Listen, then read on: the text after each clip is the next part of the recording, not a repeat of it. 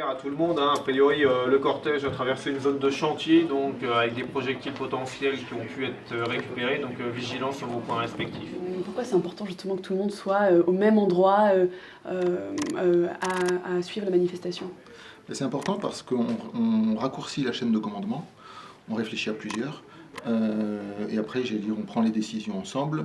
Et s'il y a des choix à trancher, effectivement, c'est à moi de trancher les différentes hypothèses qui pourraient être proposées par les uns et les autres, avec bien évidemment sous l'autorité de la préfète. Au point de départ, on a affaire à des manifestants qui ne déclarent pas de parcours, donc on ne sait pas par où ils vont se diriger.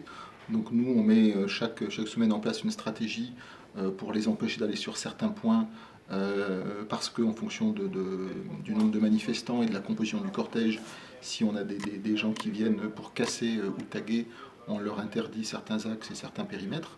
Donc de là, on essaye de les orienter vers des zones moins stratégiques, même si bien évidemment c'est problématique pour les commerçants, les habitants de ces quartiers-là et la circulation. De voir avec les différentes caméras de la ville ou des caméras que les services de police ont implantées, on peut voir également avec Facebook, on utilise les moyens modernes et leurs moyens, de voir un petit peu l'orientation du cortège, l'ambiance, la composition, et donc la stratégie évolue au fil de l'après-midi en fonction des éléments qu'on constate, et des éléments qui nous remontent du terrain, de ce que nous disent les effectifs de police qui les voient passer. Je veux dire, si on les voit passer, qui chantent sans aucune problématique, on les laisse passer. Par contre, quand on prend, comme ces dernières semaines, alors jusqu'à il y a 15 jours, des bouteilles, des boulons, d'énormes pétards, parfois dans lesquels des clous ont été fixés, la réaction évidemment n'est pas la même. Évidemment, ceux qui sont sur le terrain ont une vision de terrain de l'instant T de ce qui passe devant eux.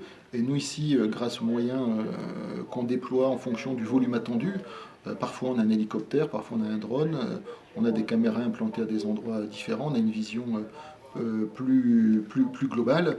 On est également sur les différents réseaux pour suivre de l'intérieur de la manifestation ou sur certains réseaux où il y a des réactions d'habitants ou de commerçants.